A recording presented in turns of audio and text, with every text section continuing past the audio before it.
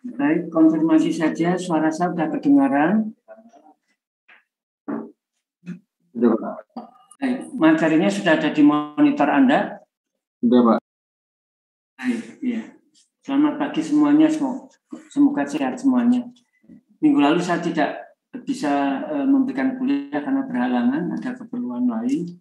Jadi ini saya coba untuk merangkap dua modul, mudah-mudahan saya bisa selesaikan sekarang, tapi kalau enggak ya nanti dilanjutkan di minggu depan.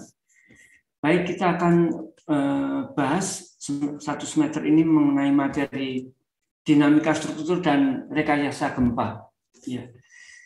Dan ini adalah merupakan cabang ilmu yang perlu diketahui oleh Anda, difahami oleh Anda, mengingat Indonesia berada di wilayah gempa. Saya mohon Anda bisa buka videonya, kameranya. Saya berhadapan dengan nama-nama saja. Saya nggak sreg ngajar seperti ini. Bisa dibuka kameranya semuanya begitu.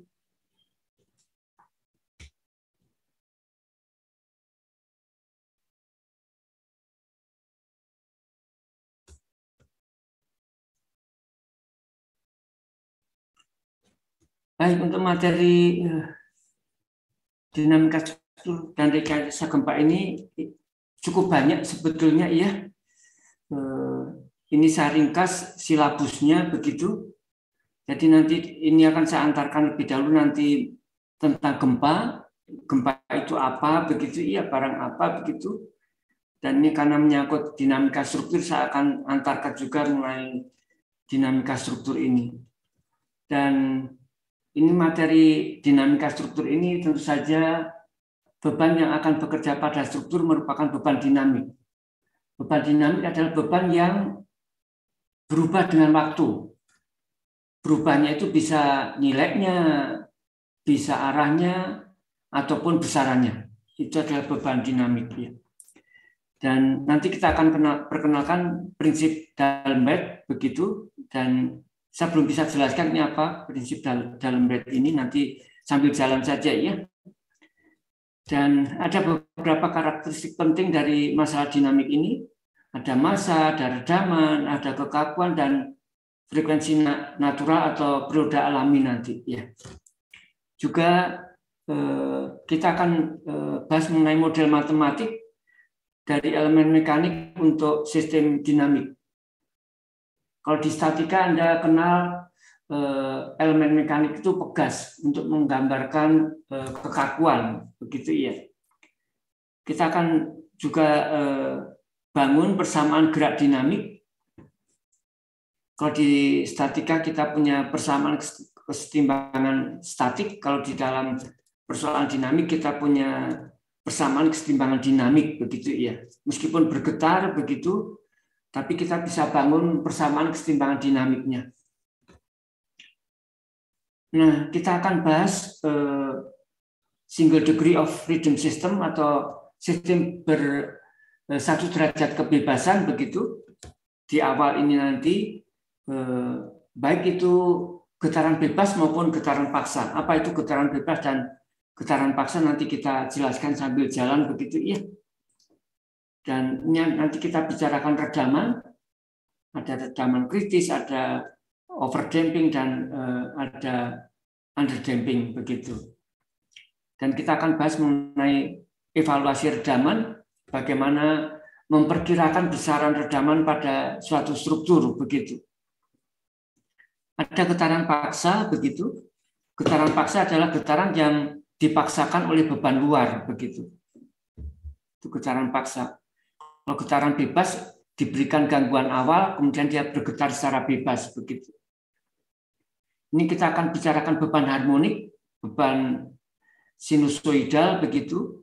Ini nanti baik itu diredam maupun tidak diredam. Dan di dalam masalah dinamik ini kita akan perkenalkan fenomena resonansi.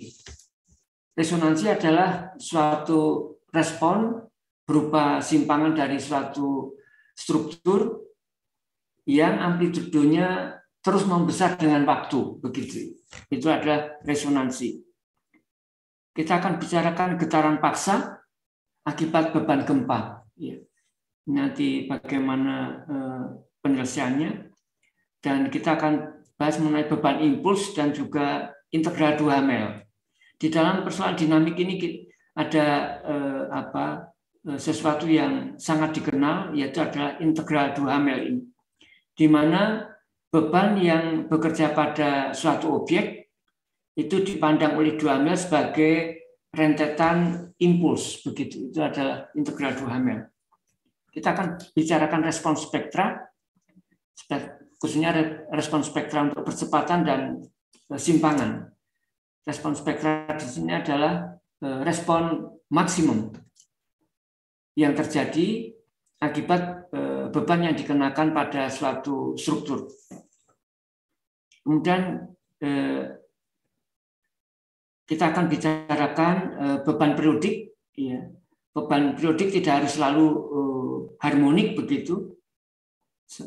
Tapi bahwa beban periodik itu adalah beban yang berubah, namun akan kembali terulang dengan periode tertentu. Kemudian kita akan bicarakan sistem multi degree, sistem dengan derajat kebebasan banyak, begitu, majmuk, baik itu dengan redaman maupun tanpa redaman. Nah, di dalam sistem multi degree ini kita akan kenal metode superposisi modal. Kita akan juga perkenalkan getaran paksa sistem M2F ini, baik dengan redaman dan dengan tanpa redaman. Kemudian kita akan bicarakan lagi mengenai beban gempa pada sistem multi degree ini. Dan kita terakhir nanti akan kita bicarakan mengenai apa itu Biss isolation dan Tumnus damper di dalam kepentingannya untuk mereduksi respon dinamik dari suatu struktur, begitu. Nah, ada 3 referensi yang kita bisa pergunakan. Ini yang utama yang saya pakai, begitu. Ini 3-tiganya sangat bagus, begitu. Ya, Anda bisa lihat sendiri. Dan untuk penilaian kita nanti saya akan berikan 4 tugas, begitu. 2 tugas sebelum UTS dan 2 tugas setelah UTS. Ya, ini bobotnya, begitu. Dan tujuan pembelajaran dari mata kuliah dinamika struktur dan rekayasa gempa ini adalah untuk memberikan pengetahuan tentang gempa, kemudian memberikan pengetahuan serta pemahaman mengenai perilaku dan respons struktur bangunan sipil di bawah aksi beban dinamik untuk struktur elastik linear. Kita batasi di sini elastik linear, ya. Kalau non linear lebih kompleks lagi nanti. Untuk model sistem SDUF dan MDUF, gitu. Dan saya akan sekaligus bicarakan mengenai energi nanti. Energi. Kemudian juga tadi mengenai pengembangan mengenai penggunaan teknologi terkini untuk mereduksi respon dinamik dari suatu struktur akibat beban dinamik. Itulah kira-kira yang kita akan bahas dalam 1 semester ini. Kalau ada penjelasan saya Anda rasa kurang dimengerti, silakan potong pembicaraan saya, ya. Saya dengan senang hati untuk bisa memberikan penjelasan lebih baik lagi. Baik, saya antarkan mengenai gempa lebih dahulu. Anda mestinya mungkin Anda pernah merasakan adanya gempa, ya. Apakah itu di siang hari atau di malam hari, begitu, ya. Apa itu gempa? Ya, bahwa bumi ini terdiri dari terutama 4 lapisan. Kita kelompokkan menjadi 4 lapisan utama bumi ini. Lapisan terluar itu merupakan lempeng kerak bumi, lapisan terluar, ya. Ini ketebalannya bisa 70 km sampai 120 km ketebalannya, kurang lebihnya, begitu. Beda-beda ketebalannya antara 70 sampai 120 km. Dan di bawah dari lapisan kerak bumi tadi itu ada cairan magma. Anda tahu magma tentu saja, ya. Dan di dalamnya lagi ada inti luar dan inti dalam. Nah, lempeng kerak bumi ini yang merupakan permukaan terluar dari bumi ini itu merupakan lempengan-lempengan yang cukup banyak jumlahnya serta ukurannya juga cukup luas, begitu, cukup besar dan cukup luas. Dan mengingat lempeng kerak bumi ini duduk pada cairan magma, begitu ya, cairan magma, dan bumi ini terus berputar, begitu, terus berputar sampai kiamat nanti, begitu, maka lempeng kerak bumi ini tidak bisa diam di tempatnya. Dia terus bergerak dan pergerakan antar lempeng itu tidak searah, bisa tidak searah, begitu. Karena lempeng itu sangat besar, bisa saja di dalam satu lempeng atau pada satu lempeng itu bisa terjadi pergerakan relatif satu terhadap yang lainnya. Apalagi dua lempeng yang berbeda itu bisa terjadi atau diyakini terjadi pergerakan relatif satu terhadap yang lainnya. Pergerakan relatif antar lempeng atau pada satu lempeng yang sama itu bisa saling mendekati atau saling menjauhi atau bergeser satu relatif terhadap yang lainnya. Kalau saling mendekati berarti akan menimbulkan gaya tekan. Kalau saling menjauhi akan menimbulkan gaya tarik. Kalau terjadi slip akan terjadi friksi. Nah, di situ akan timbul gaya. Pergerakan relatif antar lempeng ini akan menimbulkan gaya dan menyebabkan deformasi daripada lempengan kerak bumi ini. Meskipun itu lempengan kerak bumi berupa batuan, begitu, namun kekuatannya terbatas. Kekuatannya terbatas. Lempengan kerak bumi mengalami deformasi, mengalami gaya, begitu. Nah, pada satu waktu deformasinya itu nggak bisa di-handle lagi. Ya. Ketika itu terjadi, maka hancurlah segmen lempengan tadi.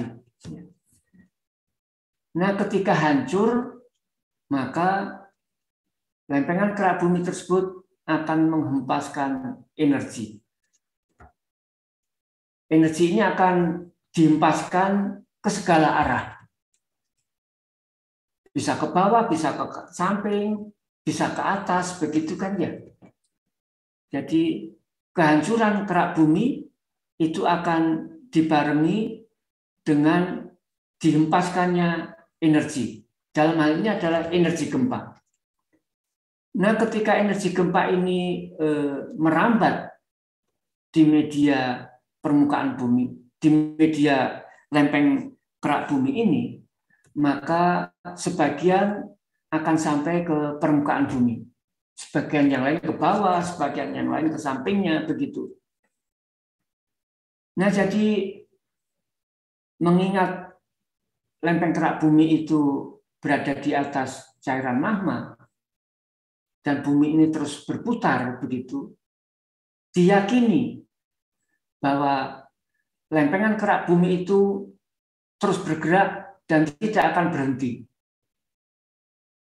Dan diyakini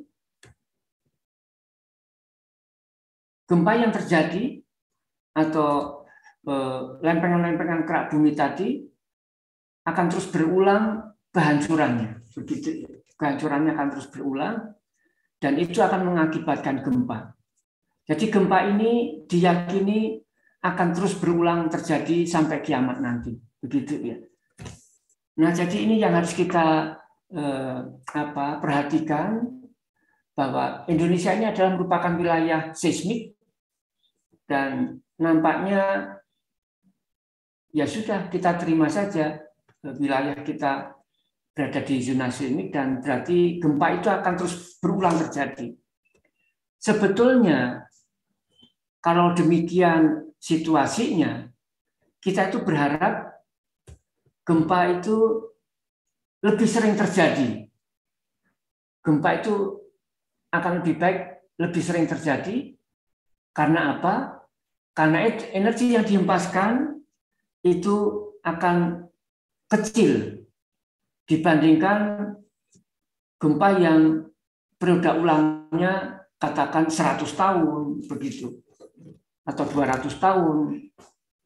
Seperti gempa Aceh itu periode ulangnya 200 tahun.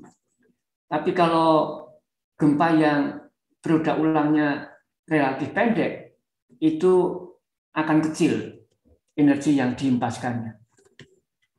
Jadi sebetulnya kita berharap lebih baik gempa itu sering terjadi, dan itu diyakini energinya akan kecil-kecil begitu.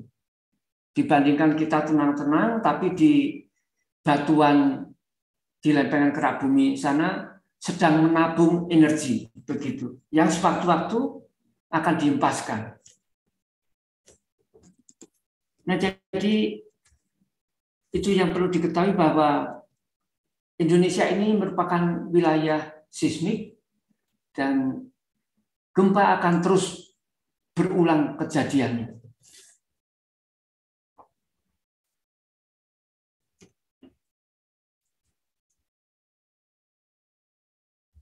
Nah, bahwa ketika energi gempa itu merambat melalui suatu media, maka media tadi akan bergetar. Media tadi akan bergetar dan sekaligus media tadi akan meredam energinya. Jadi ketika energi gempa itu merambat, maka media yang dilewati akan bergetar, tapi sekaligus karena bergetar, untuk sesuatu bergetar itu perlu energi. Jadi di perjalanan energi itu didisipasi sedikit demi sedikit oleh media yang dilaluinya. Sehingga pada suatu jarak tertentu energi gempa itu akan habis begitu. Ya misalkan gempa belum lama ini misalkan gempa di Banten begitu, di Semarang sana nggak terasa karena di perjalanan sudah habis energinya begitu. Dan ketika energi gempa itu sampai ke permukaan bumi, maka bumi juga akan bergetar dan energinya itu bisa menyebabkan getaran ke arah vertikal maupun ke arah horizontal. Nah, ini dulu saja. Jadi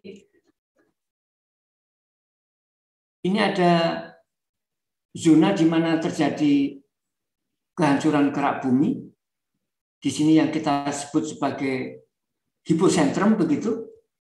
Nah, energi itu akan merambat ke segala arah dan zona atau daerah di atas hipocentrum di sini kita namakan sebagai epicentrum. Maka zona di permukaan bumi yang paling terdampak oleh gempa itu adalah zona di epicentrum ini. Karena dia yang paling dekat dengan hipocentrumnya. Dan kalau ada atau di daerah epicentrum di sini, getarannya itu didominasi oleh gerakan arah vertikal. Semakin jauh zona itu dari epicentrum, maka getaran yang terjadi di permukaan bumi ini ada komponen horizontal dan komponen vertikalnya.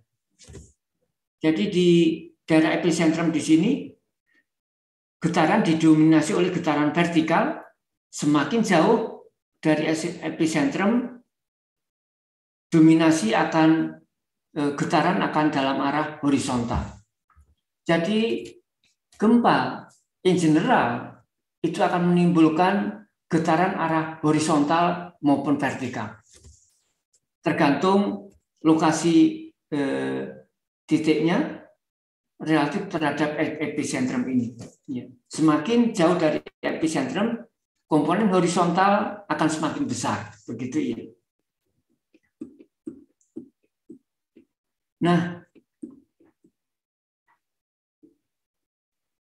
tentang lempengan kerak bumi yang bergerak terus-menerus tadi, ada suatu kondisi di mana lempengan kerak bumi itu menunjang terhadap lempengan kerak bumi yang lain. Contohnya, lempengan kerak bumi lempeng Australia dengan Eurasia begitu. Nah, lempeng Australia itu menunjang ke bawah di selatan Pulau Jawa di sana, sedangkan lempeng Eurasia itu berada di atasnya begitu. Jadi menunjang. Yang lempeng Australia itu ada di bawah, menunjang ke bawah.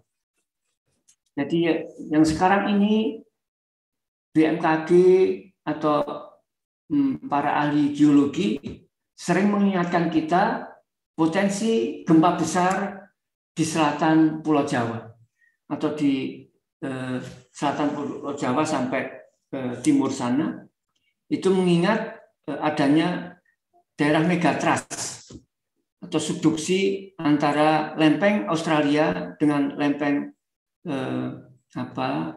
Eurasia begitu ya. Ini situasinya seperti ini.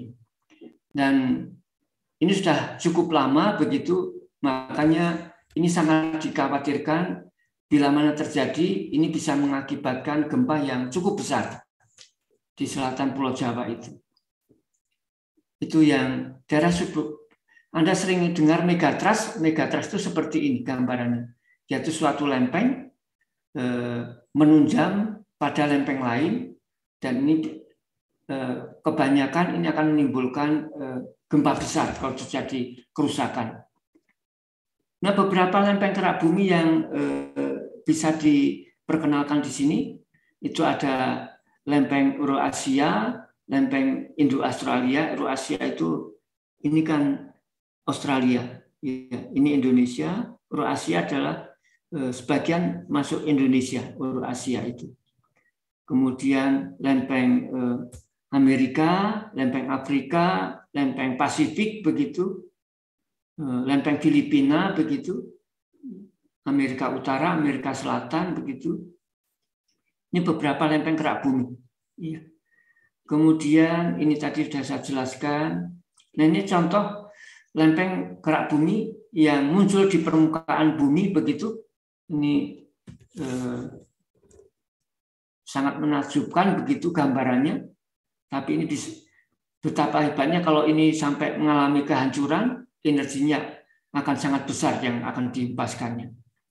Dan ini juga terjadinya bukan subduksi, ini tumbukan ya. Tumbukan dua lempeng Amerika Utara dengan Pasifik begitu di California. Ini yang sangat terkenal itu adalah patahan Andreas, di mana daerah California di Amerika itu sering terjadi gempa, itu terutama ditimbulkan karena patahan Andreas ini. Nah, ini adalah getaran yang ditimbulkan oleh energi gempa yang merambat pada media di permukaan bumi ini. Ini untuk Anda kenal, di pusat gempa di sana ada gelombang utama, itu ada gelombang primer. Ini berupa gelombang tarik tekan. Jadi media batuan di sana ketika dialiri energi gempa akan menyebabkan tarik tekan. Ini ada diagram regangannya begitu. Ini tarik tekan, dan juga ada gelombang sekunder. Gelombang sekunder itu adalah gelombang geser. Gelombang primer itu memiliki kecepatan lebih tinggi daripada gelombang sekunder yang berupa gelombang geser. Ketika energi gempa sampai permukaan bumi, itu ada dua jenis gelombang atau ya, itu gelombang Rayleigh dan gelombang Loft. Gelombang Rayleigh itu menimbulkan tarik tekan begitu, dan gelombang Loft itu menimbulkan geseran. Sering terjadi pasca gempa, misalkan jalan itu patah atau anjlok begitu, itu karena adanya energi gempa yang merambat yang menyebabkan media yang dilalui itu mengalami gelombang seperti ini. Ketika media tanah tidak mampu menahan tegangan yang terjadi, tegangan tarik khususnya, maka akan belah media yang dilalui itu. Maka suka ada jalan yang terbelah begitu pasca terjadinya gempa, karena media tadi tidak mampu memikul tegangan tarik akibat deformasi yang dialami. Ataupun juga bisa terjadi belah tapi bergeser. Ini pasti diakibatkan oleh gelombang Loft ini. Jadi terjadi pergeseran begitu.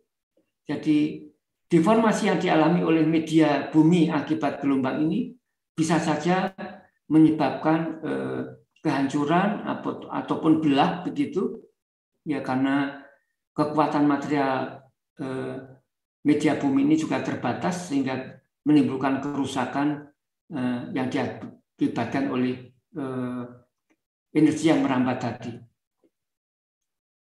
Nah, bahwa ketika gempa itu energinya sampai ke permukaan bumi, maka permukaan buminya akan bergetar.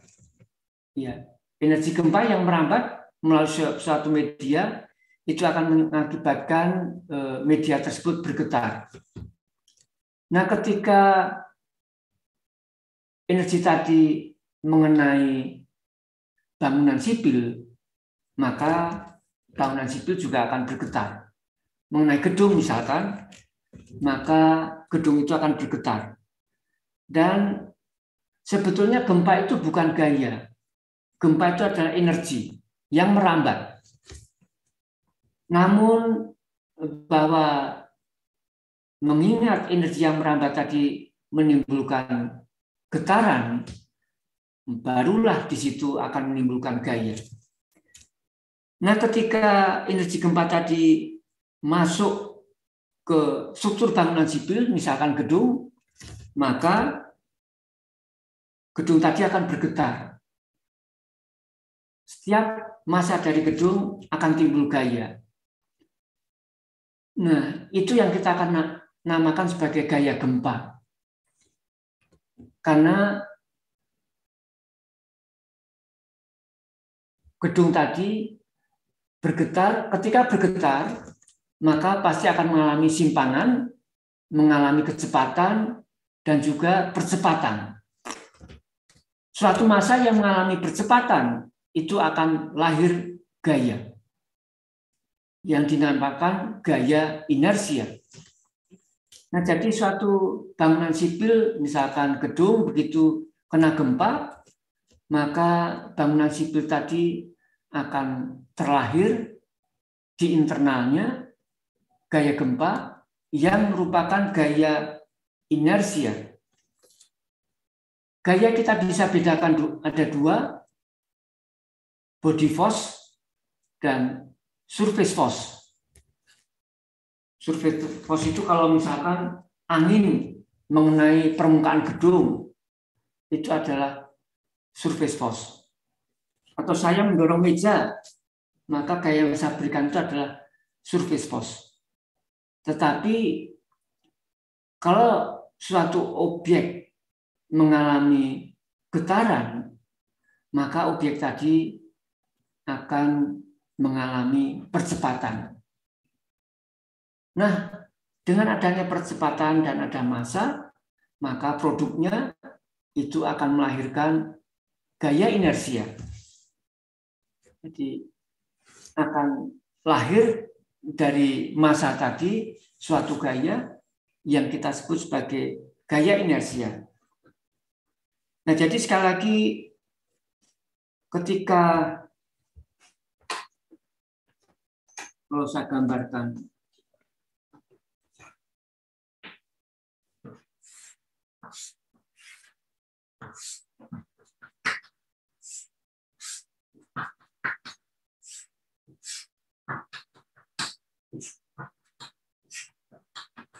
oke, katakan kita punya suatu gedung begitu, kalau ada gempa, sebetulnya ketika ada gempa itu diyakini gempa itu tidak selalu hanya arah horizontal, ada juga komponen vertikal.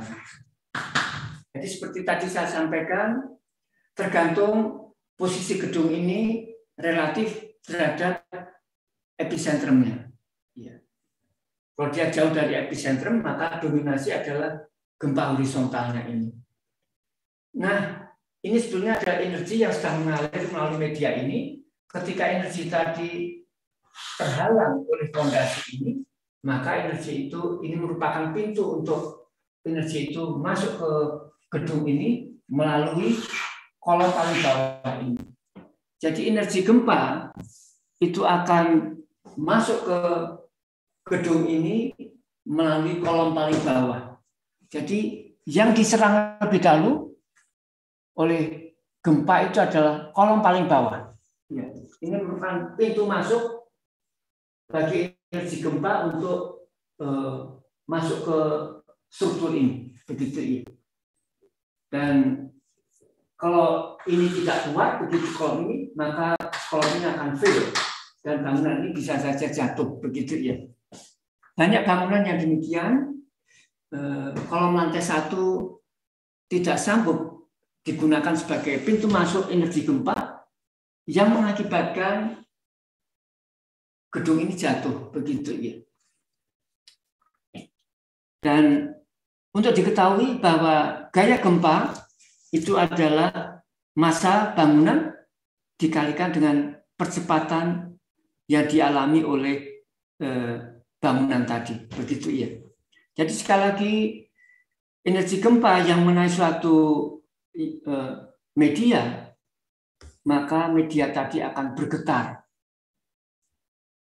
Ketika bergetar, maka di situ akan ada simpangan, ada kecepatan, dan ada percepatan. Nah, unsur percepatan ini yang akan melahirkan adanya gaya, yaitu gaya inersia ini. Perlu disimak bahwa ketika ada gempa, gaya inersia yang muncul pada bangunan sipil itu merupakan produk dari massa bangunan dikalikan dengan percepatan yang dialami oleh massa tadi. Percepatan gempanya. Percepatan di ground sini.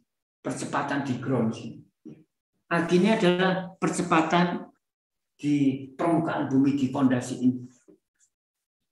Nah, kalau kita simak dengan baik bahwa gaya inersia yang di-create oleh gempa itu merupakan hasil perkalian antara massa bangunan dengan percepatan gempanya. Massa bangunan manusia yang menentukan. Tapi percepatan di ground ini alam yang menentukannya. Nah, jadi sebetulnya kita masih diberi kesempatan manusia ini untuk turut andil di dalam menentukan gaya gempa yang dialami oleh bangunan. Yaitu peluang yang diberikan adalah menentukan massanya ini.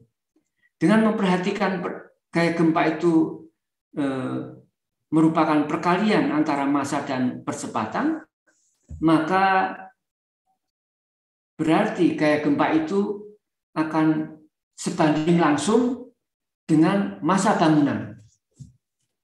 Semakin berat bangunan, maka ketika kena gempa dipastikan gaya gempanya semakin besar. Termasuk energi gempa yang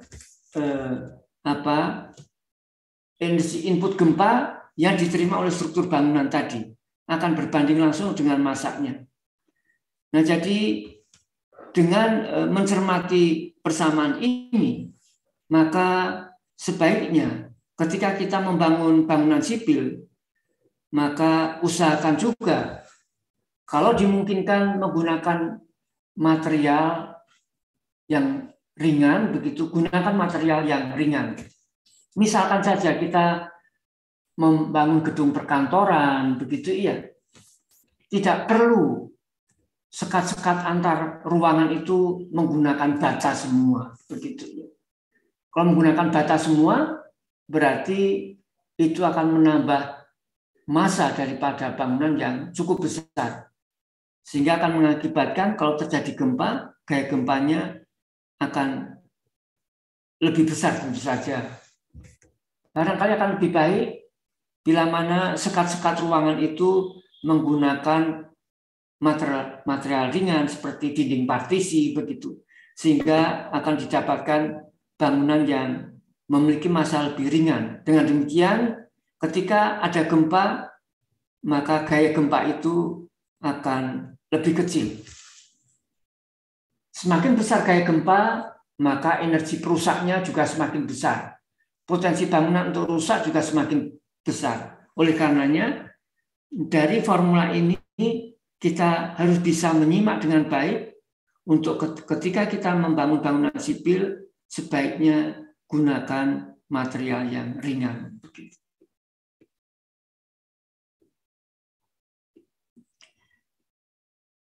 Anda sering mendengar berita tentang terjadinya gempa, atau Anda sendiri merasakan pernah terjadi, mengalami ada gempa, dan sering kita mendengar gempa itu diukur dengan satuan Richter. Ya. Inilah Profesor Richter yang menetapkan satuan dari energi gempa. Jadi skala Richter itu menggambarkan besaran energi yang dihempaskan oleh hancurnya kerak bumi. Ya. Jadi sekali lagi skala Richter itu menggambarkan besaran energi yang dihempaskan oleh hancurnya kerak bumi.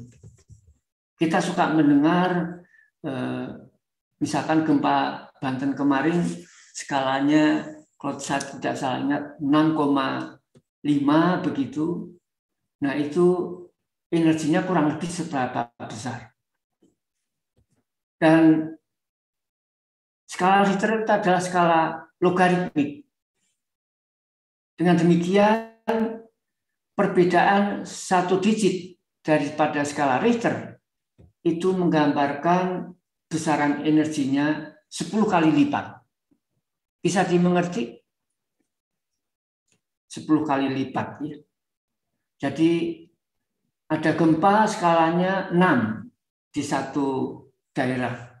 Terus daerah lain gempanya skala 7. Maka energi gempa yang dihempaskan di dua lempeng yang berbeda tadi itu 10 kali lipat perbedaannya. Sebagai gambaran saja untuk bisa kebayang tentang energi gempa ini. Anda barangkali pernah baca-baca tentang bom atom Hiroshima yang dijatuhkan oleh Amerika di kota Hiroshima tahun 45 yang lalu. Bom atom Hiroshima itu ketika meledak itu juga menghempaskan energi. Ya. Nah, ini ya sebagai komparasi saja untuk pengetahuan Anda. Energi yang dihempaskan oleh bom atom yang dijatuhkan di Hiroshima itu kurang lebih ya. Besarannya identik kalau dibuat skala Richter itu sekitar 4,9. 4,9.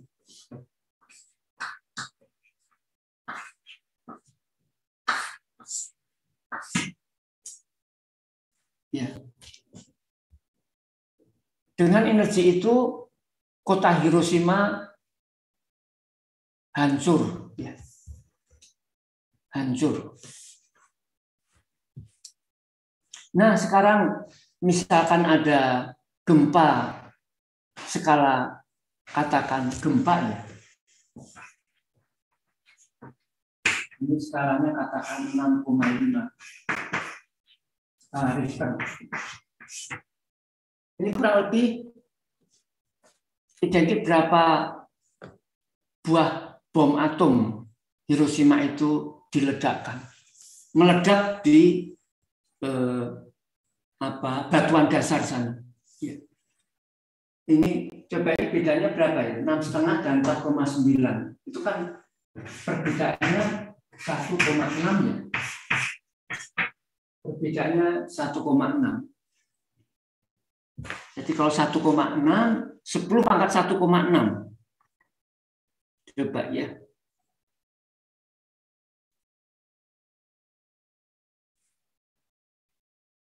Satu koma enam, 10, hampir 40. Jadi supaya Anda kebayang, ya kebayang. Gempa skala 6,5 skala Richter itu kurang lebih identik dengan 40 bom yang digunakan untuk menghancurkan kota Hiroshima itu meledak di hipocentrum sana. Begitu ya. Bisa dimengerti? 40 bom yang setara dengan bom atom Hiroshima itu meledak sekaligus di hipocentrum sana. Begitu. Anda tahu gempa Aceh? Gempa Aceh itu merupakan gempa terbesar ketiga di dunia yang pernah terjadi.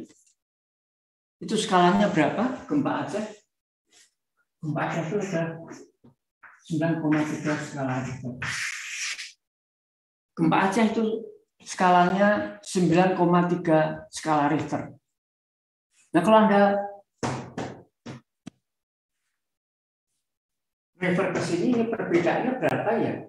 9,3, ini 4,9. 4,4, Pak. 4,4 ya datanya. Oke, 10 pangkat 4,4 itu berapa ya? 4,4. 25.000, Pak. 25.000. Coba sekitar 25.000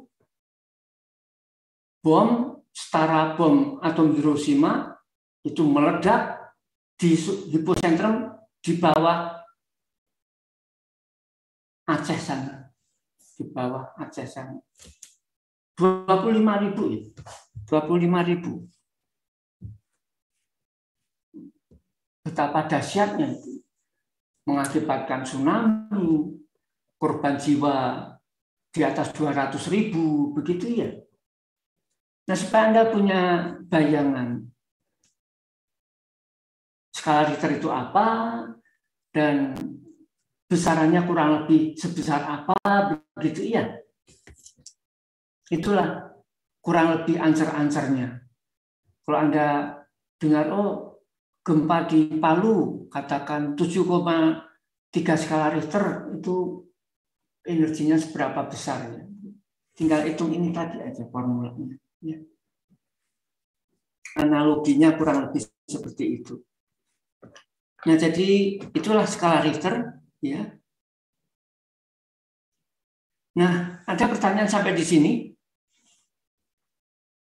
Ada yang ingin ditanyakan barangkali? Baik, saya jelaskan ini beberapa kejadian gempa. Ini lagi-lagi tadi saya sudah menyebutkan Aceh, begitu. Ini tahun 26 Desember 2004 yang lalu, 17 tahun yang lalu, begitu. Ini akibat gempa dan tsunami. Ini kerusakan yang terjadi, begitu seperti ini. Kemudian Ya tentu saja gempa Aceh itu luar biasa besar dan telah mengakibatkan lempeng-lempeng kerak bumi yang lainnya terganggu, ya, terganggu sehingga terjadi banyak gempa-gempa susulan ini. Susulannya adalah Nias ini, yang paling dekat. 3 bulan kemudian Nias diguncang gempa ini, kerusakan yang terjadi seperti ini. Kemudian 1,5 tahun kemudian ya ini. 1,5 tahun kemudian Yogyakarta, Bantul begitu diguncang gempa juga. Ya. Kemudian 5 tahun kemudian ini Sumatera Barat diguncang gempa juga ini. Banyak kerusakan di sana. Kalau ini bukan gempa tapi human error gitu, jembatan Kutai Kartanegara runtuh begitu. Nah, kita lihat di sini objek-objek ini bangunan sipil semua ini yang mengalami keruntuhan. Ini bisa memberikan ilustrasi pada kita bahwa bangunan sipil itu bisa mengalami keruntuhan. Mengingat bangunan sipil itu dibentuk dari material yang punya kekuatan yang terbatas, begitu ya. Karena material konstruksi memiliki kekuatan terbatas, maka bangunan sipil yang dibentuk pastilah kekuatannya terbatas. Bisa hancur seperti ini ketika tidak mampu memikul beban yang dikenakan padanya. Nah, jadi material konstruksi itu bersifat kekuatan terbatas, kekakuan terbatas, dan juga ketersediaannya terbatas. Nah, ini saya mencoba sedikit agak melebar supaya pembelajaran dinamika struktur ini bisa lebih dipahami manfaatnya nanti. Bahwa ketika bangunan sipil itu dikonstruksi, maka bangunan sipil itu hendaknya cukup kuat agar tidak ambruk begitu ya. Ketika memikul beban desain. Sebetulnya ada 2 kategori beban di dalam merencanakan bangunan sipil. Itu adalah beban layan sesuai fungsinya dan beban desain. Beban desain itu adalah ketika beban layan tadi dikombinasikan dengan beban alam. Misalkan beban angin, beban hujan, beban salju, misalkan beban temperatur, beban gempa, atau beban ombak. Itu adalah ketika dikombinasikan dengan beban alam, itu akan menjadi beban desain. Maka bangunan sipil hendaknya direncanakan cukup kuat untuk memikul beban layan maupun beban desain. Juga cukup kaku karena bangunan sipil juga mengalami deformasi. Kekakuannya harus mencukupi agar memberikan kenyamanan yang memadai. Juga kita menggunakan material harus berhemat begitu. Konsekuensi daripada kita berhemat di dalam menggunakan material ini adalah diizinkan terjadinya kerusakan pada struktur bila mana beban yang bekerja memasuki beban desain dengan kombinasinya begitu ya. Namun kalau beban yang bekerja hanya beban layan, maka bangunan sipil tidak boleh mengalami kerusakan. Termasuk ini ringan terkait dengan pembelajaran gempa ini. Usahakan bangunan sipil itu ringan. Kenapa? Supaya beban gempa yang dialami oleh struktur bangunan sipil itu tidak besar, termasuk energi perusaknya. Bahwa beban yang bekerja pada bangunan sipil itu sebetulnya bersifat merusak. Ya, tidak ada bangunan sipil ketika kena beban lebih tegar, lebih bagus lagi performance strukturalnya itu nggak ada. Pasca pembebanan yang ada tetap seperti semula bangunan sipil atau mengalami kerusakan. termasuk energinya. Energi yang diinputkan oleh beban luar pada struktur itu bersifat merusak. Dengan demikian, kalau saya boleh mengatakan, beban yang mengenai bangunan sipil itu sebetulnya punya niat jahat. Karena inginnya merusak, tapi kadang niat merusaknya nggak kesampaian, kadang juga bisa kesampaian. Ya, tergantung daripada performa daripada strukturnya. Nah, untuk itu coba saya berikan tambahan pengetahuan agar lebih dipahami ketika nanti saya bicara mengenai energi di dalam pembahasan gempa ini. Karena saya akan masukkan di dalam materi kuliah gempa ini dengan besaran energi. Misalkan di sini kita punya suatu bangunan gedung begitu, kemudian dikenakan beban statik P, karena gedung ini dibuat dari material yang deformable, maka pasti akan mengalami deformasi. Kalau kita membuat kurva beban perpindahan, itu kurang lebih seperti ini. Kalau beban P tadi kita berangkat dari 0, kemudian kita perbesar sampai nilai tertentu begitu, maka ketika beban itu sampai di titik di sini, energi yang diinputkan oleh beban P tadi pada bangunan sipil ada sebesar luasan yang saya arsir hijau ini.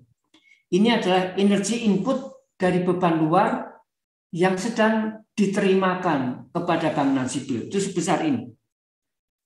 Bisa dipahami? Ini ada energinya.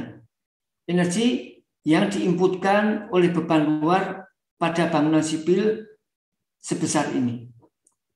Tapi ingat bahwa energi ini adalah energi perusak.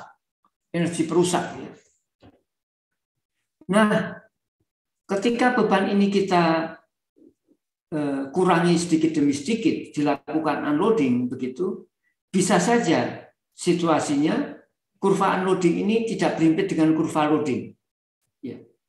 Jika ini yang terjadi, maka energi yang diinputkan tadi sebagian itu ditelan oleh struktur bangunan. Inilah yang ditelan oleh struktur bangunan. Luasan antara kurva loading dan unloading. Luasan itu menggambarkan energi yang didisipasi oleh struktur. Ingat, ini adalah energi perusak. Jadi ketika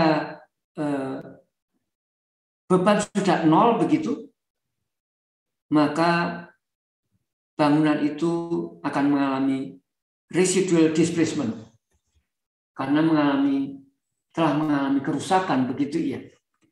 Nah, bahwa tadi energi yang diinputkan itu sebesar ini, kemudian ketika kurva unloading tidak berimpit dengan loading, ini yang didisipasi oleh struktur akan merusak strukturnya begitu, sementara yang biru ini adalah energi yang dikembalikan oleh struktur kepada beban luar. Nah ini. Jadi situasinya bisa demikian. Ketika beban yang dikenakan pada struktur bangunan, itu evaluasi energinya bisa demikian. Bila mana ini terjadi, maka dipastikan struktur bangunan mengalami degradasi. Ya. Pasti mengalami degradasi, tidak perlu ragu lagi. Nah, hal lain juga bisa terjadi. Ketika beban ditingkatkan begitu sampai level tertentu, kemudian dikurangi sedikit demi sedikit sampai kembali ke 0, bisa saja kurva unloading itu berimpit dengan kurva loading. Jika demikian, maka energi yang tidak ada energi yang didisipasi oleh struktur. Ya. Kalau kurva unloading dan loading ini berimpit, berarti tidak ada energi perusak yang didisipasi oleh struktur. Dengan demikian, struktur itu akan tetap tegar pasca pembebanan ini. Bisa juga kurvanya itu melengkung, ya, dan kurva unloading dan loading itu berimpit. Sama saja, di sini tidak ada energi perusak yang didisipasi oleh struktur. Jadi ada 3 situasi ketika beban dikenakan pada struktur. Bisa saja situasinya pada saat pembebanan tadi adalah elastik, linear seperti ini. Kondisi elastik, pembebanan yang mengakibatkan struktur dalam kondisi elastik itu berarti tidak menyebabkan kerusakan apapun pada strukturnya. Baik itu elastik linear maupun elastik non-linear. Namun ketika akibat pembebanan tadi kurva unloading dan loading tidak berimpit, di situ kerusakan mulai terjadi. Iya. Jadi berharap ini bisa dimengerti dengan baik, begitu situasinya, supaya Anda bisa memahami energi ini adalah energi perusak, bukan energi untuk tambah kuat, begitu bukan. Ya, energinya ini ada energi perusak. Sehingga kalau ada energi yang didisipasi oleh struktur, berarti adalah akan mengakibatkan struktur itu mengalami degradasi. Nah, terkait dengan beban gempa. Beban gempa adalah beban dinamik yang bersifat bolak-balik, bersifat siklik, bolak-balik, begitu ya. Nah, ini coba saya antarkan mengenai beban siklik ini. Untuk suatu gedung yang dikenakan beban siklik bolak-balik, maka respon strukturnya, katakan berupa displacement, juga akan bersifat bolak-balik.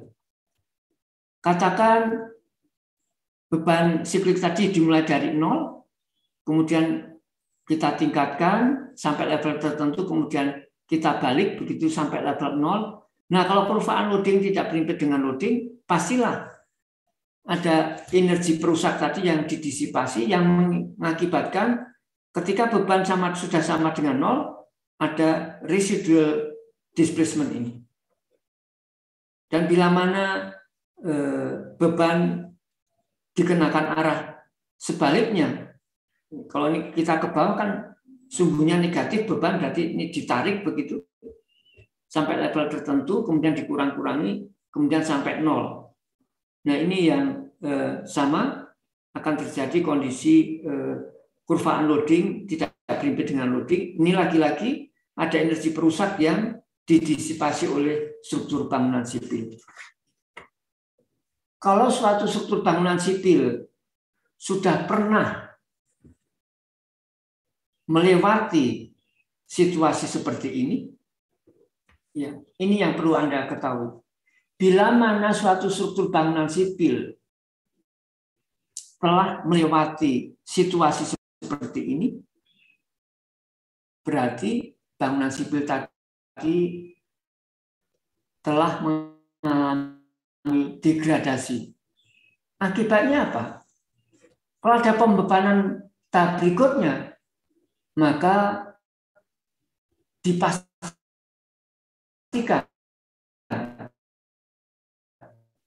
beban tahap berikutnya itu akan mengakibatkan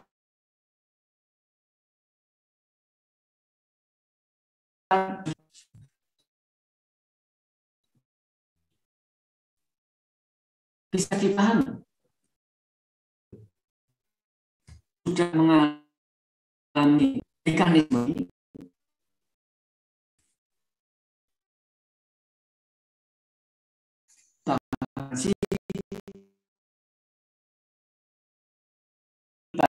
agar bangunan sipil tersebut akan mengalami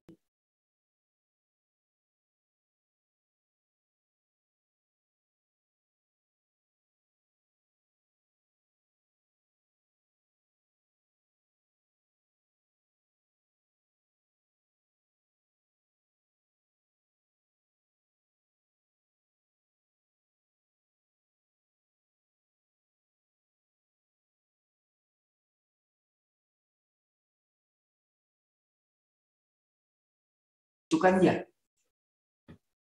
Jadi sesuai fungsinya, itu beban layang. Kalau jembatan, beban layangnya apa? Ya kendaraan lalu lintas. Tapi kalau beban desain, itu ada beban layang dikombinasikan dengan beban alam.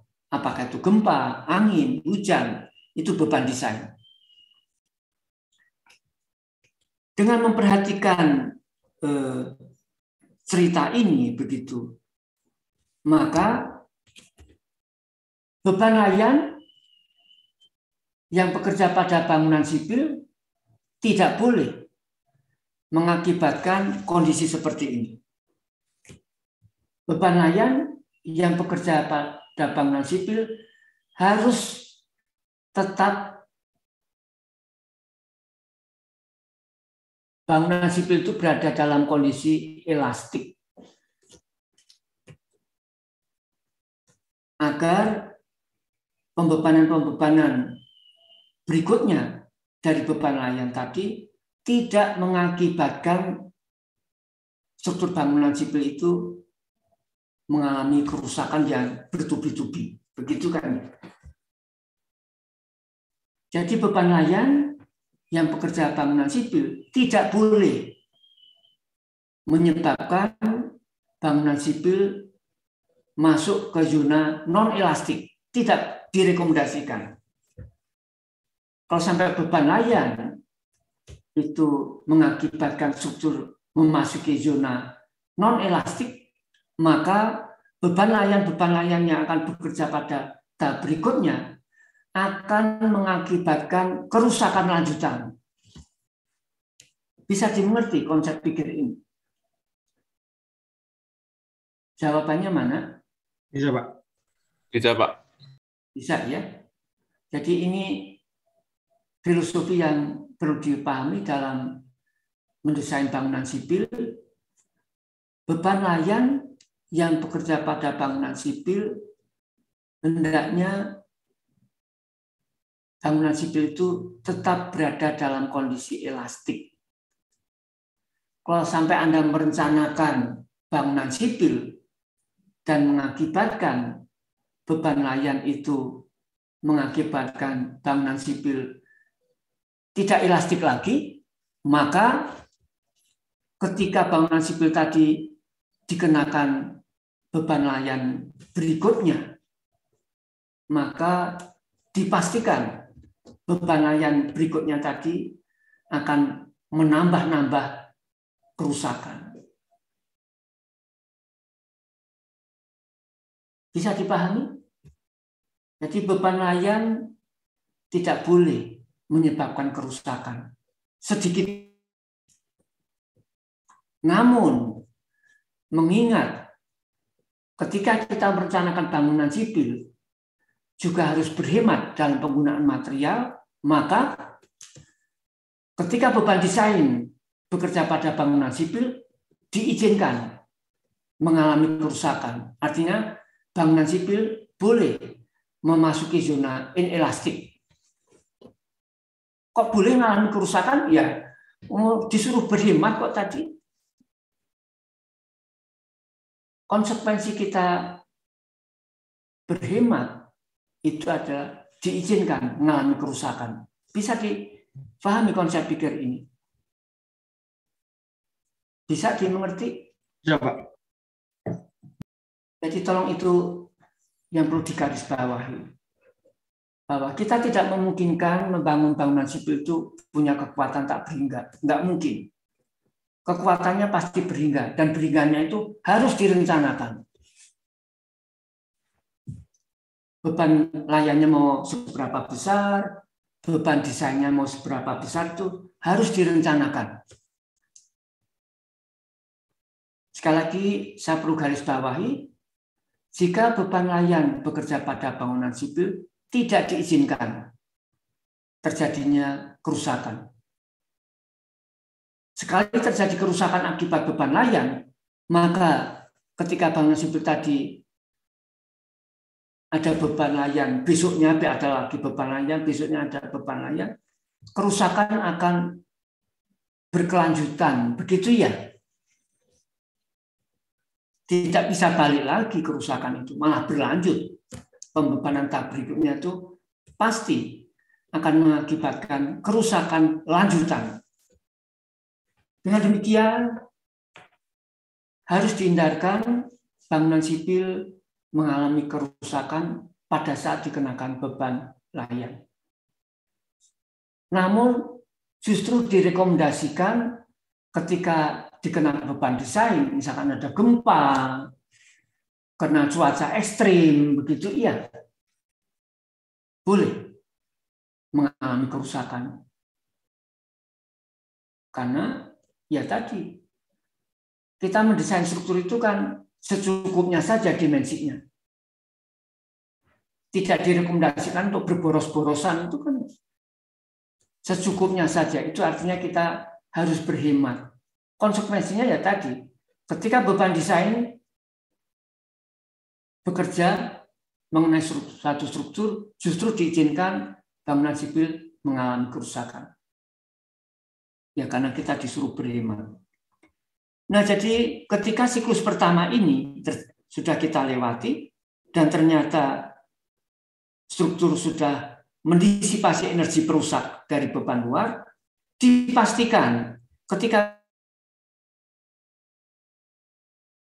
maka struktur bangunan sipil itu kondisinya sudah lebih lemah. Iya kan? Kondisinya lebih lemah daripada sebelumnya. Dan kurva histeretiknya akan berlanjut terjadi. Jadi ini misalkan siklus keduanya, jadi ini pasti kurva unloading tidak berimpit dengan loading karena sudah pernah terjadi kerusakan. Begitu akan berlanjut. Dan kemiringan kurva histeretik ini lebih landai, menggambarkan struktur itu melemah kondisinya. Kurva yang kedua ini secara general lebih landai. Kekakuannya turun. Begitu. Strukturnya lebih lemah. Ada yang ingin ditanyakan dalam persoalan ini? Baik. Ini saya punya video begitu. Ini kebetulan pada November 2,5 bulan yang lalu ya, awal November yang lalu ada lomba bangunan gedung Indonesia yang diselenggarakan oleh Kementerian Dikbud dan Ristek Dikti begitu, yang diselenggarakan di Politeknik Negeri Pontianak. Ya kebetulan saya sebagai salah seorang juri begitu. Ini pengujian terhadap model-model yang dibuat oleh para finalis ini diuji terhadap beban dinamik berupa gempa.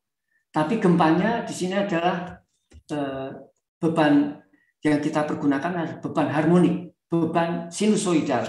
Ya. Ini ada 8 finalis begitu, ya, 8 finalis. Kita uji kinerja sismiknya dari bangunan gedung ini begitu. Ya. Pengujian ini diberikan dengan beban untuk nilai frekuensi beda-beda. Ya. Kita sebar frekuensinya dari frekuensi kecil ke frekuensi tinggi. Ya untuk Anda ketahui lebih dahulu bahwa bangunan itu punya natural frekuensi. Ya. Karena ini bangunan ini tetap tidak ada berubah selama dikenakan beban, maka setiap bangunan ini punya natural frekuensi masing-masing.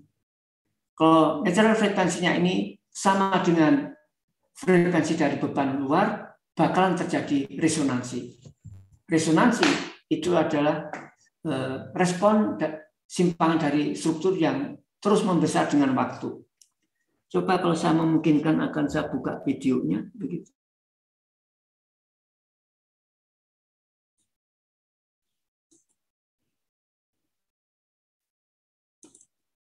Saya juga share pada Anda videonya begitu. Nah, inilah gambaran ketika waktu beban dynamic berupa gempa itu mengenai itu beda-beda responnya tergantung natural frekuensi masing-masing. Begitu kita sebar frekuensi dari beban luarnya. Kalau yang umpangannya itu berarti kurang lebih frekuensi gangguan tersebut itu mendekati frekuensi dari gempanya. Tapi kalau frekuensi kita rubah, mungkin bangunan lain yang itu kita akan bahas nanti di dalam tanaman-tanaman di puncak udah mulai goyang semua daunnya. Pentingnya natural frekuensi itu untuk diketahui. Ini tadi untuk frekuensi yang agak rendah begitu. Kita uji coba 1,5 Hz, ada 2,5 Hz, 3,5 Hz sampai 5,5 Hz begitu.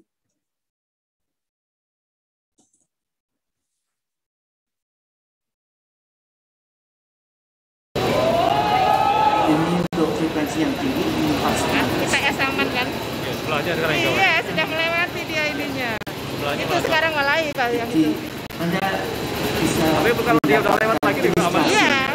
Bagaimana Hancur dia. gedung-gedung itu ketika kena gempa bisa memberikan ilustrasi respon dinamik. Nah, yang sana juga mulai dia ini. yang kuning Ya, kita ya. Ini ditekankan di atas meja kita. Bebannya ada beban horizontal saja, satu arah saja. Ada pertanyaan sampai di sini?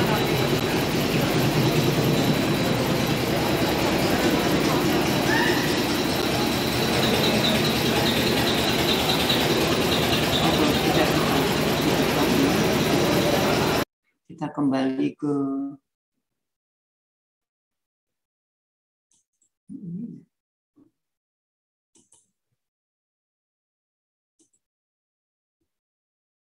yang tadi belum selesai.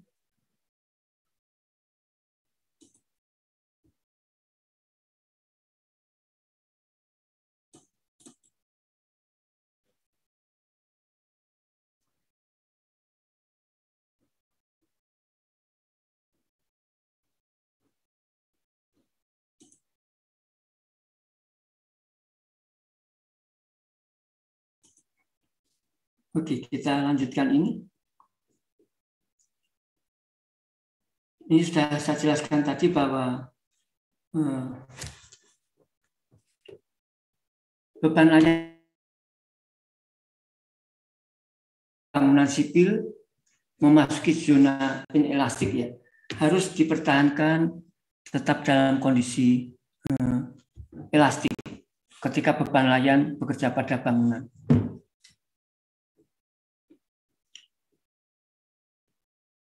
Ini Anda bisa baca sendiri. Nah, ini penting. Berikutnya adalah satuan teknis ya. Di dalam materi dinamika struktur ini ada 3 besaran teknis atau satuan teknis yang kita akan libatkan padanya, ya. Yaitu panjang, besaran gaya dan waktu, begitu ya. Panjang Anda mestinya mengenal dengan baik. Ada satuan meter, ada satuan inch, begitu ya. Anda saya kira mengenal dengan baik satuan ini, cuman kadang saya ragu untuk satuan gaya. Satuan gaya di berbagai literatur kita mengenal ada 3 satuan yang sering digunakan. Adalah kilogram. Kilogram ini ada kilogram Fos tentu saja, ada Newton, ada pound. Ya, ini satuan gaya yang sering dipergunakan untuk kepentingan engineering. Ya. Satuan waktu, karena ini getaran begitu, getaran lazimnya satuan waktu yang digunakan adalah detik, bukan jam. Nah, saya ingin mengkonfirmasikan pada Anda supaya Anda tidak salah di dalam menggunakan satuan teknis ini, terutama satuan gaya. Karena kita sudah bicara cukup jauh di sini, kita sudah bicara dinamik begitu, tidak lagi statik, maka Anda harus yakin dengan satuan-satuan teknis ini, terutama satuan gaya. Coba perhatikan Anda semua, saya ingin tanya pada Anda. Raka, saya ingin tanya pada Anda, Raka. Kedengaran, Raka? Raka, ini katakan saya seorang dokter, gitu, iya. Oke. Saya mau bikin resep untuk Anda, begitu, ya. Biasanya kan dokter suka minta pada Anda, berat badan Anda berapa, begitu. Terus di situ ada timbangan. Anda jawabnya bagaimana?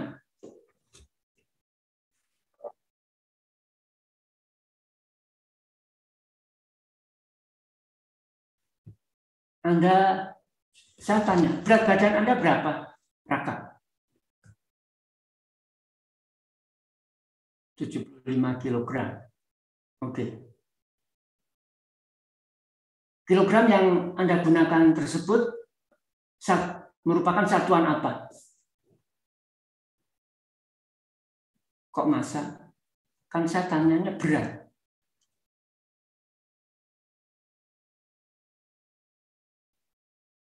Coba Anda semuanya harus firm dalam ini. Jangan sampai Anda bimbang menggunakan satuan gaya. Kalau sampai Anda bimbang menggunakan satuan gaya, tamatlah sudah.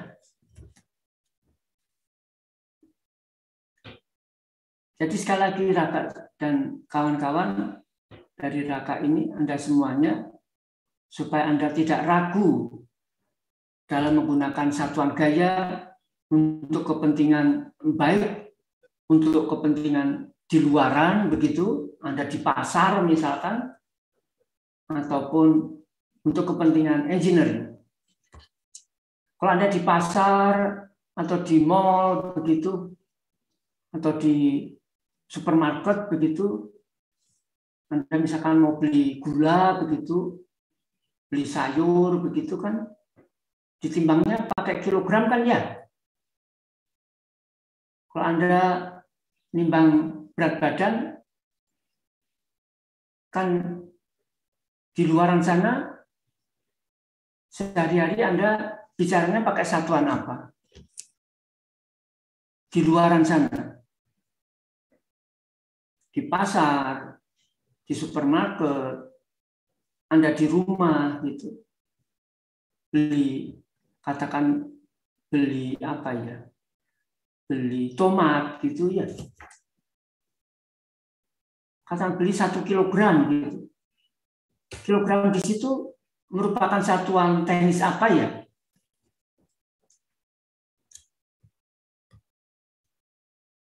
Coba siapa yang bisa jawab? Jangan diam ini supaya Anda tidak bimbang. Kalau tadi Raka tadi beratnya berapa? 75 kilogram.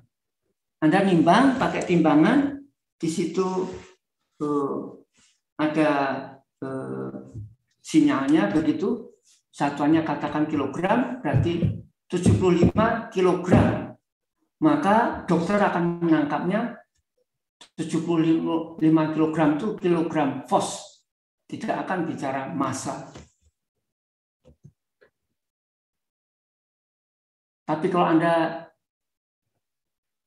masuk ke lingkungan akademik, Anda bisa konversikan pakai satuan Newton atau pound begitu. Jadi satuan gaya itu bisa kilogram, Newton ataupun pound. Nah, konversinya bagaimana? Ini. Kalau 1 kilogram itu adalah G Newton.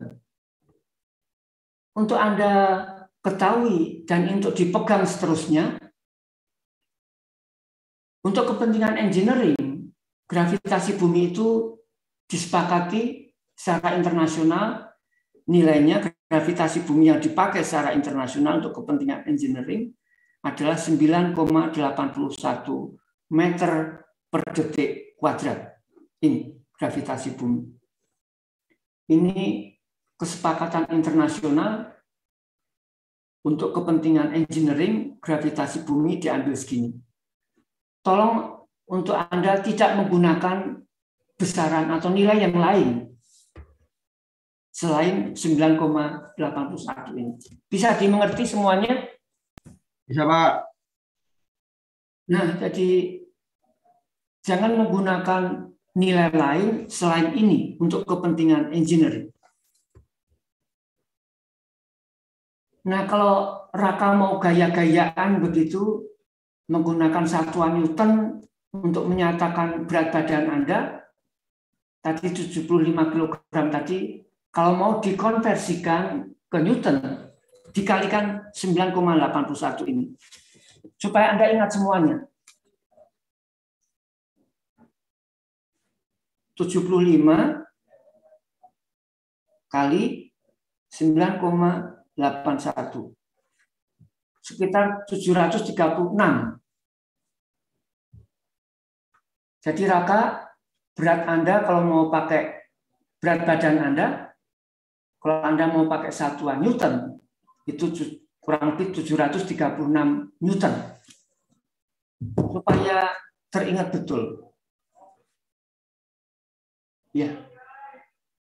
Jadi kalau Anda nimbang dengan timbangan tadi 75 kg, terus Anda akan konversikan menjadi Newton dikalikan 9,81, sekitar 736 Newton. Ingat Raka begitu sama yang lain? Jangan salah ya ini ya.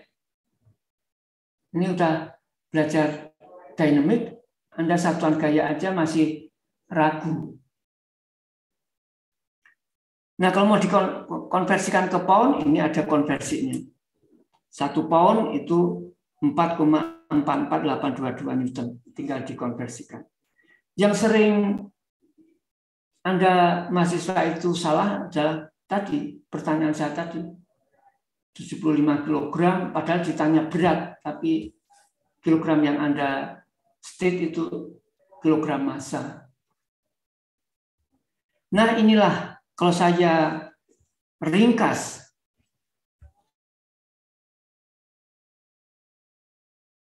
menggunakan nama-nama ilmuwan, termasuk Newton ini. Termasuk Pascal, Newton, itu namanya diabadikan untuk mengapresiasi jasa buat ilmu pengetahuan. Newton mendefinisikan besaran 1 Newton itu bagaimana? Inilah ilustrasinya. Kalau Anda punya suatu objek, katakan saya punya suatu objek begitu, ya. Objek ini saya taruh di timbangan, katakan di atas timbangan. Ruangan di sini ini gravitasinya 9,81 meter per detik kuadrat. Ketika timbangan ini menunjukkan angka 1 kilogram, ya, jadi berat objek ini 1 kilogram. Kalau mau diembel-embelin, kilogram fos. Bisa dimengerti? Objek ini beratnya katakan 1 kilogram fos di ruang ya gravitasinya 9,81 meter per detik kuadrat. Bahwa berat suatu objek itu tergantung percepatan yang dialami oleh objek tadi. Begitu kan ya? Karena berat itu massa dikalikan percepatan yang dirasakan oleh objek tadi. Dan ketika objek yang sama ini dengan timbangan yang sama, itu saya pindahkan ke ruang lain yang gravitasinya tepat 1,00 meter per detik kuadrat, maka Newton mendefinisikan berat objek tadi yang sama di ruang kedua itu 1 Newton. Ini Newton yang mendefinisikan 1 Newton. Bisa dipahami? Bisa, Pak. Inilah Newton mendefinisikan besaran gaya 1 Newton itu seperti ini. Dengan demikian 1 kilogram force itu kalau dikonversikan ke Newton adalah ini. Jangan salah pakai ya. Dan untuk dimengerti, Anda sudah belajar dynamic sehingga sering satuan gaya itu adalah kilonewton atau kilogram force, lebih sering sehingga Anda harus cepat mengkonversikannya. Sampai di sini ada pertanyaan? Belum, Pak. Baik. Saya lanjutkan untuk materi modul 2 ya.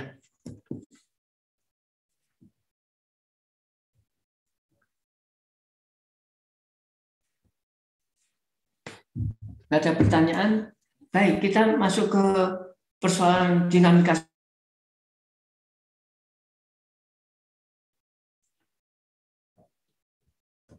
Anda sebelumnya belajar statika. Ketika belajar statika, beban yang bekerja pada bangunan sipil itu merupakan beban statik, yaitu beban yang tidak berubah dengan waktu. Baik itu besarnya, arahnya, maupun garis kerjanya. Nah, sekarang Anda belajar dinamika struktur. Di sini perbedaannya dengan statika, beban yang akan dikenakan pada struktur ini merupakan beban dinamik. Sesuatu yang dinamik itu adalah sesuatu yang berubah dengan waktu. Gaya dinamik atau beban dinamik adalah beban yang berubah dengan waktu. Berubah dalam hal ini bisa saja nilainya, bisa saja arahnya, bisa juga garis kerjanya. Ketika beban statik mengenai struktur bangunan sipil, responnya unik atau tunggal. Namun ketika beban dinamik bekerja pada bangunan sipil, maka responnya tidak unik lagi. Responnya akan merupakan riwayat waktu. Berubah dengan waktu responnya. Tidak unik lagi.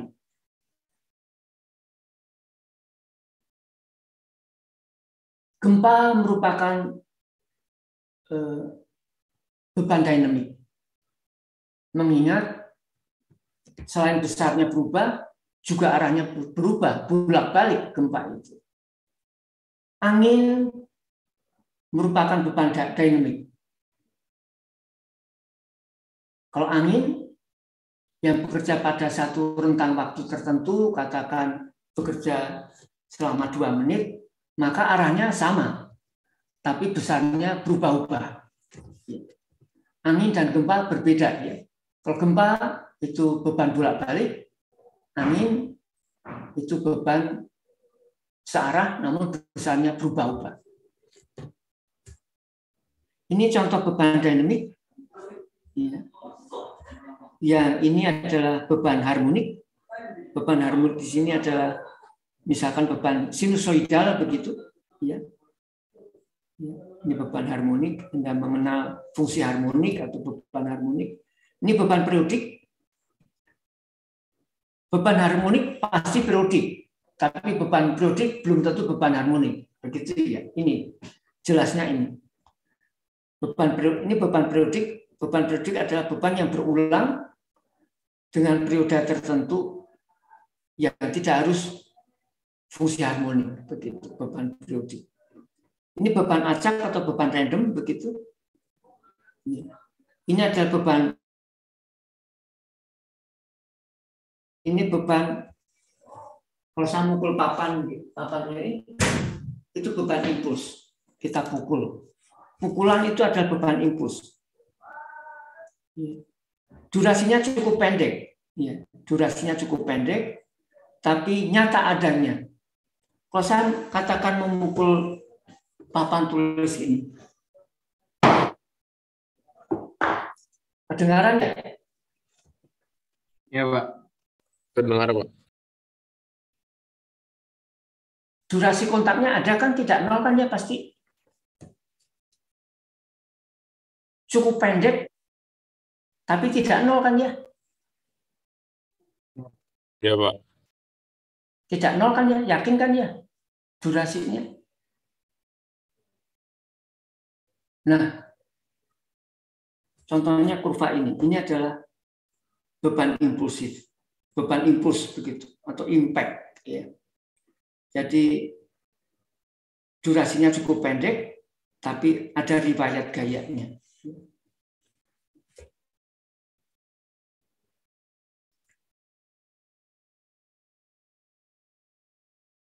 Luasan dari area di bawah kurva beban impuls ini kita namakan impuls.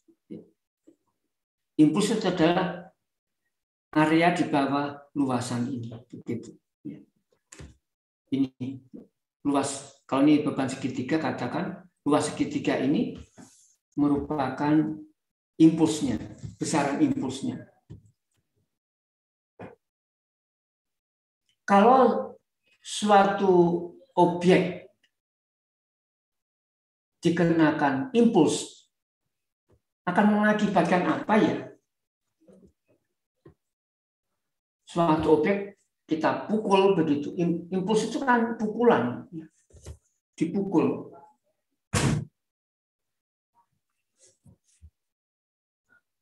Kalau suatu objek dikenakan impuls, akan mengakibatkan apa ya?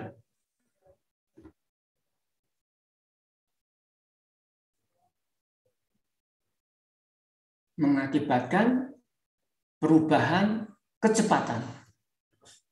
Kecepatannya akan berubah. Kalau tadinya diam, tiba-tiba mendapatkan kecepatan. Supaya gampang, saya punya kapur nih.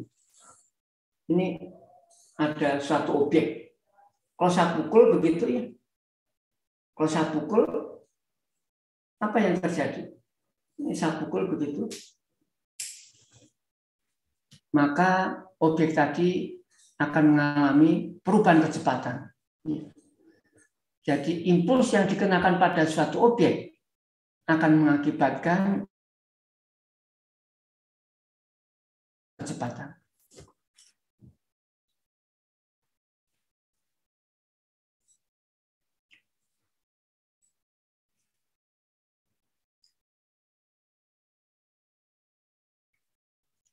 Nah, kita akan pelajari dinamika struktur mulai dari sini, begitu.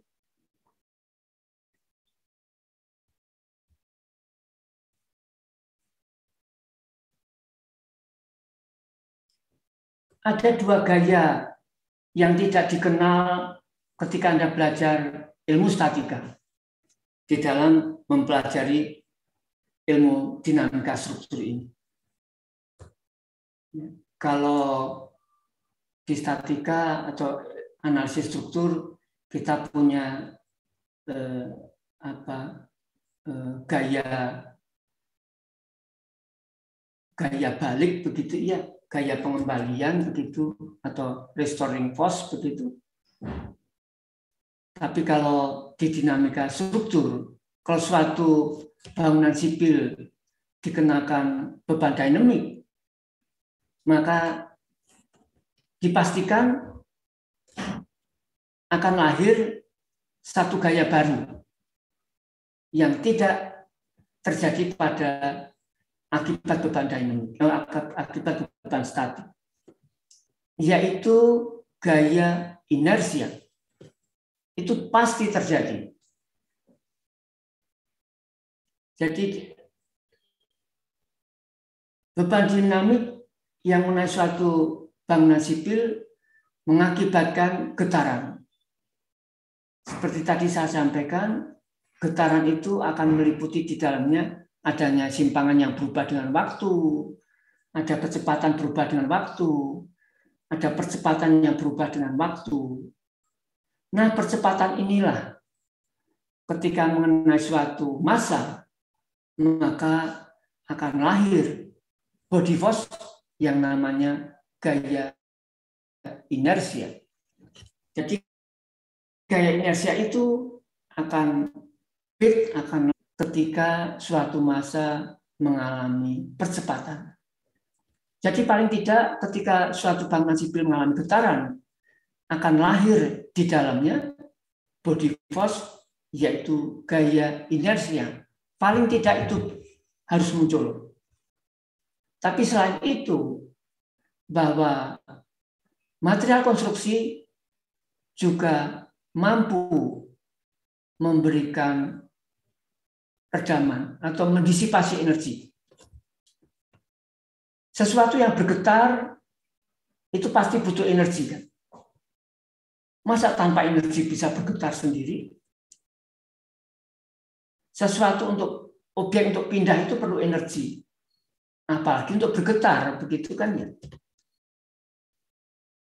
Jadi sesuatu yang bergetar itu perlu inputan energi. Terkadang energi input tadi disipasi oleh struktur. Jika demikian adanya, maka akan muncul gaya redaman.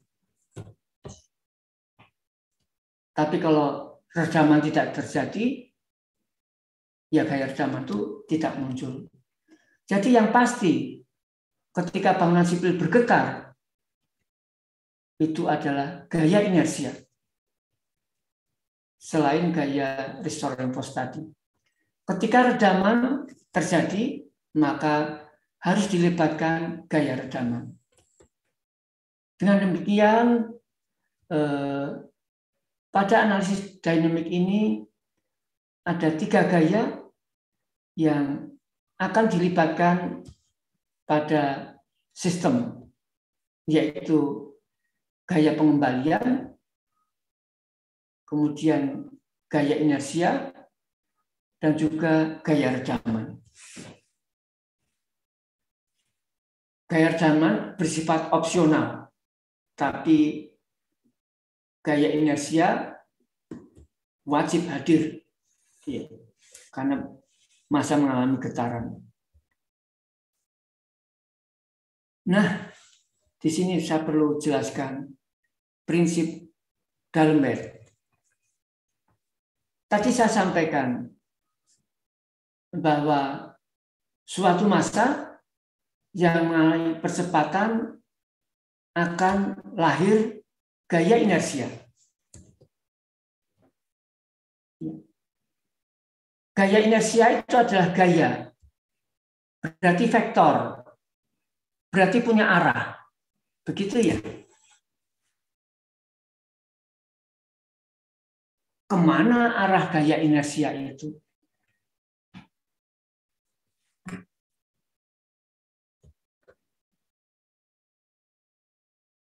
Coba, Anda sering merasakan tapi mungkin Anda tidak hiraukan ketika Anda kena percepatan. Supaya Anda ingat betul nantinya. Coba kalau Anda naik kendaraan, ya, naik kereta api, atau naik mobil, naik bus, begitu. Coba bayangkan, apa yang terjadi ketika bis tadi dipercepat. Kecepatannya dipercepat, artinya diberikan percepatan. Berarti majunya lebih kencang kan ya? Ya, Pak. Mengerti? Anda lagi duduk, kemudian kendaraan digas begitu. Berarti kan percepatannya ke depan kan ya? Nambah percepatan ke depan kan ya? Oke, bisa dimengerti? Terus ketika lagi digas itu Anda terdorong ke depan atau terlempar ke belakang? Nah, itu yang Anda rasakan ya. Kalau digas ke depan, maka Anda terdorong mundur, begitu kan ya? Tapi kalau direm Anda malah maju, begitu kan ya? Direm berarti kan diperlambat, percepatannya negatif, begitu kan ya? Anda maju, itulah gaya inersia.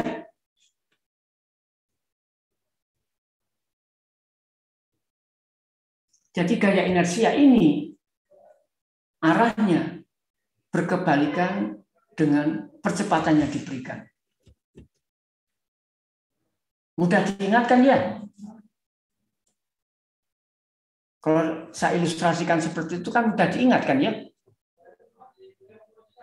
Jadi gaya inersia itu sebetulnya adalah suatu gaya yang berusaha mengembalikan posisi dari objek ke posisi setimbangnya. Kalau objek itu mengalami simpangan arah ke kanan, maka gaya inersianya ke kiri, begitu. Bisa dimengerti, ini penting. Jangan sampai Anda nanti bingung, loh, gaya inersia kok arahnya ke sana. Hukum alamnya begitu, kita harus ikutin hukum alam itu. Ini hukum alam ini, hukum fisika ini.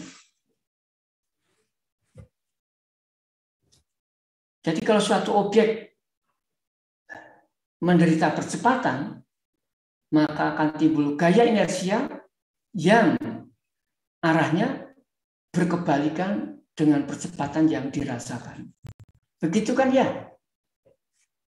Nggak terbantahkan itu kan ya? Hukum alam kan membuktikan ya? Ya, Pak. Disepakatin itu? Ya, bisa dimengerti? Karena gaya inersia ini pasti dimanapun kita bicara dinamika struktur ini akan muncul. Kalau gaya redaman bisa opsional, bisa muncul, bisa tidak. Tapi gaya inersia akan selalu hadir di dalam persoalan dinamik. Jangan sampai Anda bingung menentukan arah dari gaya inersia ini. Jangan sampai salah begitu. Kalau salah menetapkan gaya inersia, bubar itu persamaannya nanti. Itu adalah prinsip D'Alembert. Jadi gaya inersia itu sebetulnya suatu gaya body force yang berusaha mengembalikan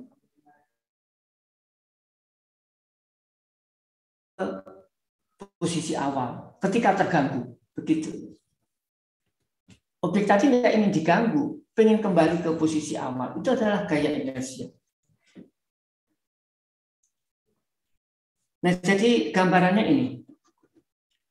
Kalau suatu massa bergerak ke kanan, maka gaya inersianya akan bergerak ke kiri, ke arah kiri, begitu ya.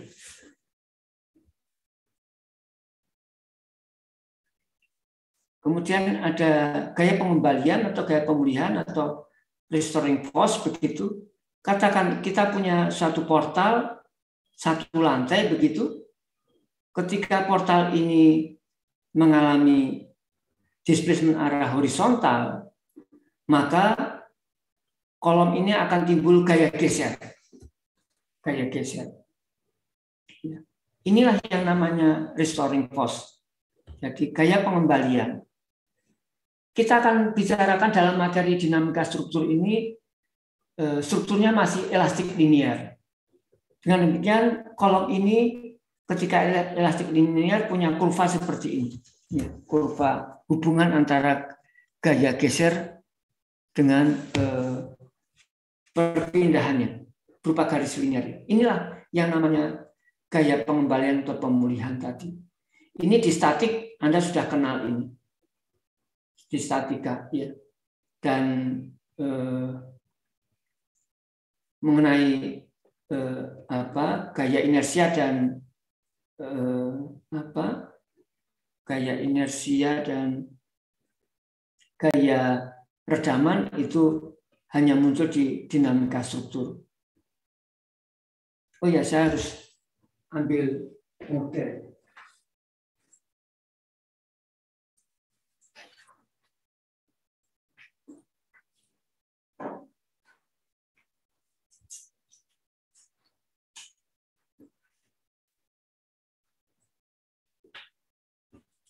Di dalam mempelajari dinamika struktur ini, kita sering menggunakan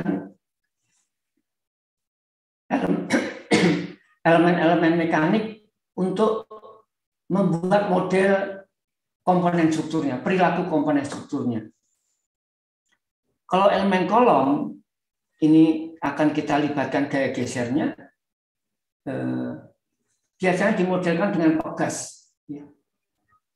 Jadi kekakuan geser kolom itu biasanya dimodelkan dengan elemen mekanik pegas begitu. Nah, ini yang perlu Anda ketahui. Saya yakin Anda belum mengenalnya. Gaya redaman.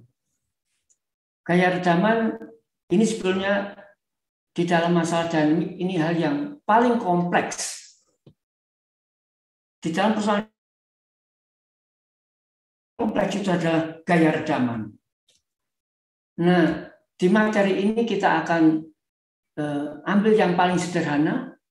Gaya redaman itu adalah dimodelkan sebagai dengan elemen mekanik dashpot, di mana fluida di dalamnya bersifat viskus. Ini contohnya ini. Saya punya pompa ini. Anda mestinya pernah pegang pompa ya. Punya alat suntik lah. Apa yang Anda bisa bayangkan mekanisme yang terjadi pada pompa ini? Berbeda dengan pegas.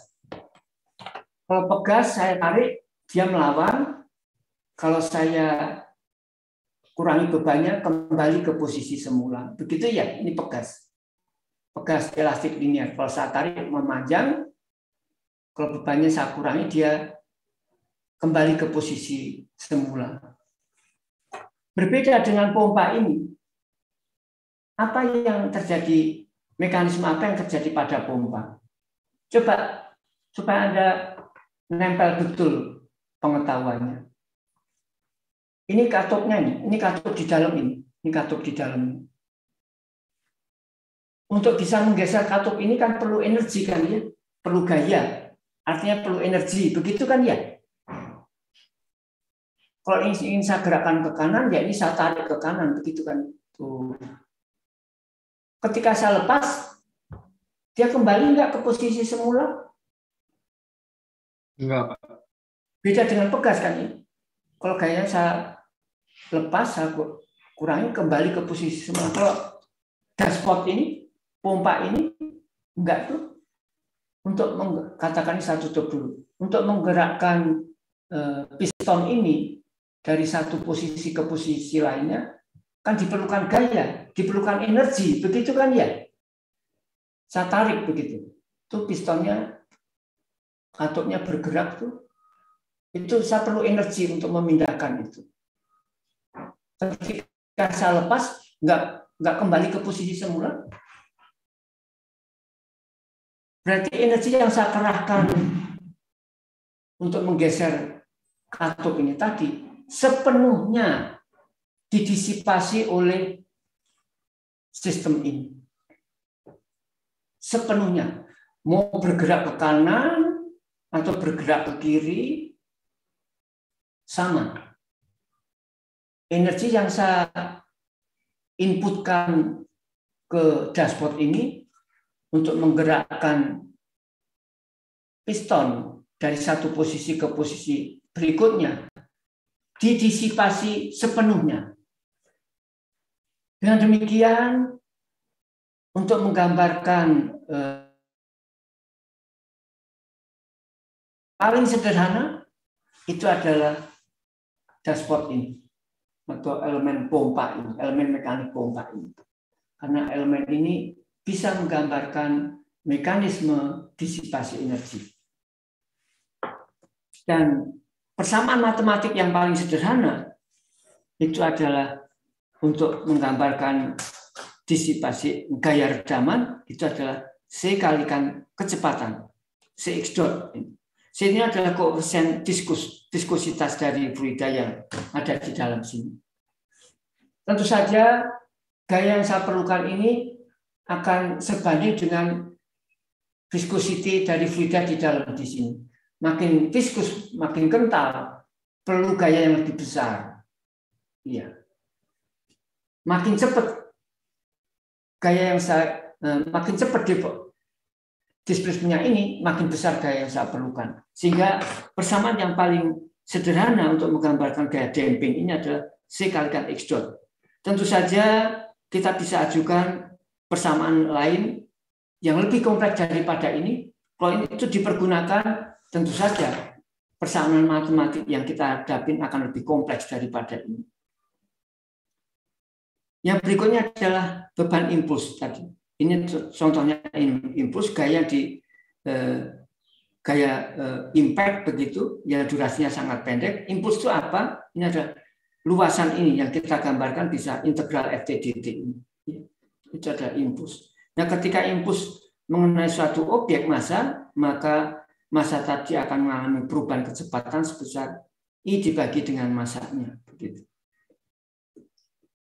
Kita sudah mau jam 10 begitu. Khawatirnya ada kuliah dan ruangan ini dipakai yang lain. Ada pertanyaan sampai di sini, mungkin saya akhiri sampai di sini dulu begitu. Kita bicarakan sampai impuls. Yang berikutnya saya bicarakan di minggu depan. Ada pertanyaan sampai di sini? Baik, kalau tidak saya akhiri dulu. Mungkin Anda ada kuliah lain dan ruangan ini juga dipakai dosen lain. Sampai ketemu minggu depan ya. Baik Pak, terima kasih Pak. Terima kasih Pak. Terima kasih Pak. Sama. Terima kasih Pak. Terima kasih.